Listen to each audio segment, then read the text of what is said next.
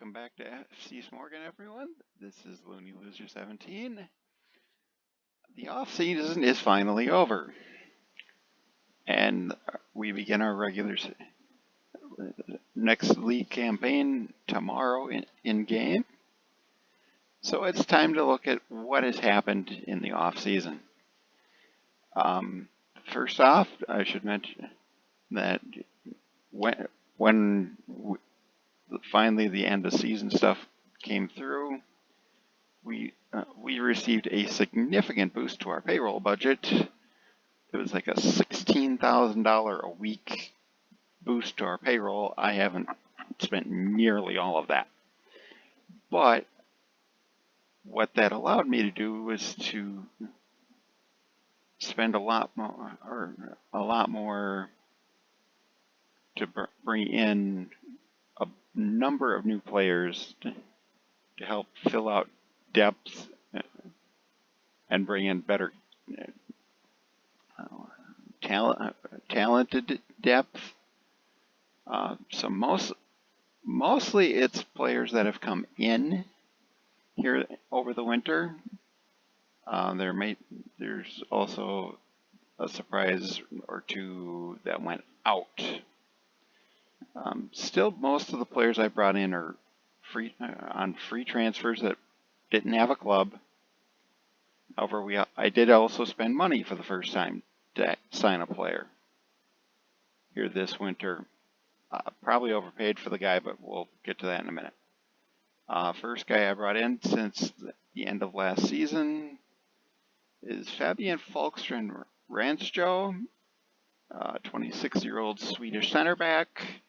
He's going to start for me. This is now the most expensive guy at the club. Some pretty good physical, 15 marking, 15 tackling, 11 positioning, some pretty decent mentals. I look forward to seeing what he does. And Swedish, hopefully the adaptation, yeah, it isn't too bad because he's at least from a fairly similar climate.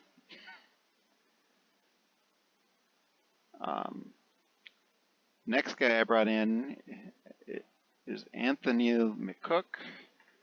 He's not even going to be registered, actually. 18-year-old Jamaican. I'm going to have him stuck in the reserves unregistered because I have a basically full complement of foreign players already, and this guy's not good enough to actually play right now. This is more of a get him his 3 years in Belarus so he gets Belarusian nationality, and hopefully by then he'll be good enough to actually contribute. Big kid, 6'4", 15 jumping, 16 tackling, 16 break. There's a lot of potential here, I feel, for him to be a good player in Belarus. I've got him working on, let's see, I want to just double check this. Yeah, I got him working on his quickness to try to get that pace and acceleration numbers up. But good bit of potential here. My staff thinks current ability, he probably could play right now. The one potential danger with this kid is his mercenary personality. So there's very low loyalty, which is a hidden attribute. So if a bigger club wants to come in for him, he's likely going to want to leave. So that's the one piece of that I'm wary on.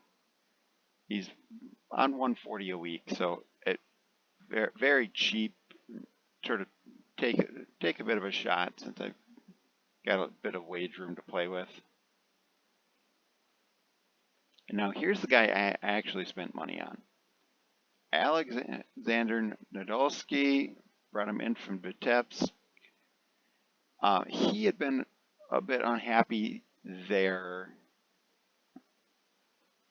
and with his versatility, and I needed to could really use somebody on the left side. He can play both wing and fullback, and I wouldn't feel bad starting him at either place. And he actually, because Kravolkin, my current left back, is 30 now, and he's had missed substantial time in each of the last 2 seasons to injury. And the fact that I didn't like the backup left back I had, 25-year-old Russian. The 9 marking, yeah, it's not great, but that's only one below Kravolkin's. And Kravolkin's been a solid player at fullback for me. But yeah, solid physicals. He can cross, decent tackling. He can pass the ball. Hard worker. I like the versatility, and he could even play over on the right. He can play in the center of the midfield. I have him on important player. To start the season, he's not going to start, I don't think, but he'll see a good bit of playing time. But yeah, I paid 10.25 thousand plus like a 20% profit on his next sale. Then we have Vladimir Timofeyev, right winger, 21-year-old Russian. I brought in a couple of right wingers here, as you'll see here, because the Russian loaned in winger I had last season, his contract being up in June, I wasn't going to be able to bring him back in on loan. This kid's a pace merchant. Good physicals. The technicals need some work. So fortunately, I only have him on regular starter. Perfectionist personality, so that's helpful. Argues with officials is a little concerning. He's probably going to be like second, third choice winger, but he'll see a fair bit of playing time. Signed him on a free. He came up through the CSKA Moscow Academy, so there should be some talent here.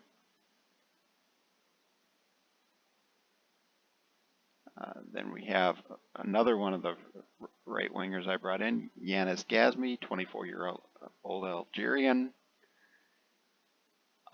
This guy I think is more likely to start because his technicals are a bit better rounded out, but that 6 stamina that is a bit of a concern. 12 flair, 15 off the ball, 11 crossing, 10 dribbling, 12 passing, albeit he doesn't have the greatest vision either. But fairly ambitious. There's a lot to like here. He'll be a bit of a defensive liability, which is a little bit of a concern. 3 marking, 4 tackling, 4 positioning. He's more naturally an advanced player. I'm training him to play back a little bit more. About $500 a week too. Yeah, that's maybe a bit rich, but valued at $39,000 currently. I'm trying to remember. I think he's got a $50,000 minimum release to foreign clubs. I wouldn't be too surprised if that ends up getting met at some point. Next up, as far as guys we brought in, Valentino Simone. Why did I bring in a striker? There was interest in Cockenan, the Finnish striker that I had, who had had a good campaign. And I had accepted an offer for him. I'd had my Simone yet, had him in on trial. And keep in mind, Remus is nearing 30. So I need to start looking long-term solution at that position as Remus starts to deteriorate. This kid may be a 22-year-old Argentinian, decent wage, only listed as a regular striker. If Remus has a down year, this kid looks like he could step in. 14 finishing, 14 first touch, 11 dribbling, the holy trinity for strikers. Some pretty good physicals outside of that balance and stamina. Only 5'11", so he's not the tallest guy. The mental on. I'll probably play him more as an advanced forward, considering we're getting better. Albeit he could easily play poacher as well. So like if I forget to switch the player role, he can do either. But yeah, solid mentals, decent technique on a striker, a little bit of flair. There's a lot to like here. And trying to remember, yeah, there wasn't anything notable in his scouting report that was cause for concern either.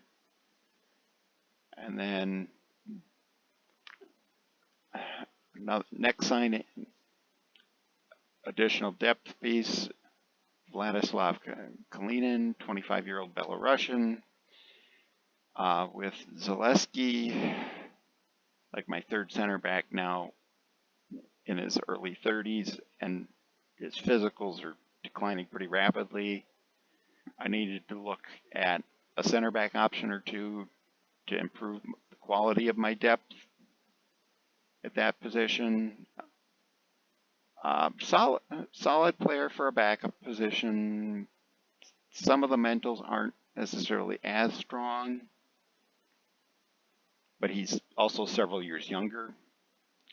12 pace, 13 acceleration, so he's not going to get burned too badly by strikers, by too many strikers anyway. 6'1", 12 jumping, 14 heading, so potential aerial threat going forward too on set pieces.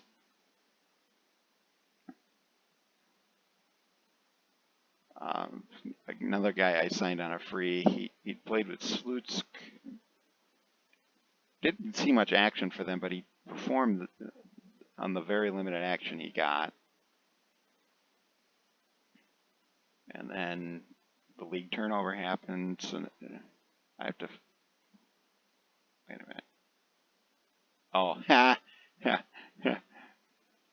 he signed like on transition day, so he actually shows up on both years. And then the last player that I've brought in, Dimitri Bellis, 18-year-old Belarusian. This actually ended up being a bigger signing than I realized at the time. He's on a free loan from Bate for the season.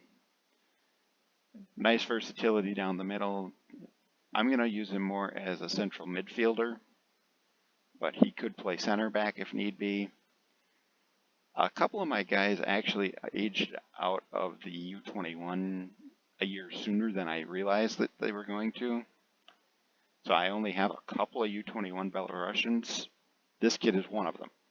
And I didn't realize that the others had aged out until after I'd brought him in. Because I wasn't really happy with my fourth center back option. Raffleson is also starting to get close to 30, so I'm also need to start thinking about long-term solution for him. And with the additional matches that we're going to be playing this year with Europa Conference and wanting to put in a better performance in the Belarusian Cup, I want to have some better quality depth. This guy offers it. Some pretty solid physicals for 18, 15 passing, 13 vision. So a lot like Maximovich, ball passing merchant. And he can do pretty much anything other than roaming playmaker that you would want him to do for a midfield role.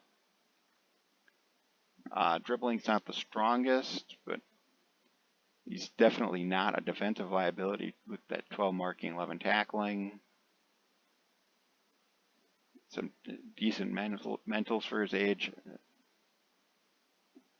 And to have him on a free for the full season, I've done Bate well with loans before, the guys they've loaned to me before, so that might have helped with me getting him on a free. And then the couple of guys we've had go out, Victor Sotnikov was only with us the 1 year. This was the guy that was my backup left back last season. I didn't really, that was more of an emergency signing. So when Islak came in for him, offered me $2.5 grand for him, it's like, I'll take that. He's not a guy that I really was fond of anyway. Only made a couple of appearances for us last season. And with the additional signings I made, he was very, very much expendable. So it was nice to get some money for him. And then the big one, Cockenan, turned down the initial offer I'd had for him, but by that point I had already signed the Argentinian striker. So even though Cockenan had 7 goals in 21 appearances, averaged a 7 rating, he was then expendable because I was up at my full complement of Belarusian players that I could have in at the time, or foreign players I could have in. Ended up getting him a deal, second division of Hungary, mid-table side there, or at least I believe that's mid-table. Well, yeah, that's mid-table. But got him out for 38 grand. That's a pretty decent price for him, especially to free up one of the foreign player spots. 1 goal in 8 appearances for them so far. I thank him for his service because he definitely performed for a third striker who I'd originally brought in as a plan to have him take over for Remish, because Remish hadn't been playing well when I brought him in. But okay, so yeah, what we're looking at as far as, okay, what are like the bookies we expect this year? We're expected to finish 8th, which is actually the highest we've been predicted to finish since we've promoted into the Belarusian highest league. I've sort of fluctuated anywhere from like 8th to 12th. So here during the preseason, depending on who's made what signings. Media think we're going to finish 6th. Board expect us to avoid relegation. A little bit of a discrepancy there. I don't know if they'll update. Well, it's getting a bit late to update before the season actually starts. So, how has the preseason gone? I let my assistant actually manage the friendlies, though I set the 11s. On the whole, pretty well. Don't put too much stock in this 8-0 thrashing. Vilya, sorry to any Belarusians that may be watching if I absolutely butcher these pronunciations. Vilya is like the local club team. well below us. We thrash them like once a year. A little bit concerning to be coming into the season off a loss.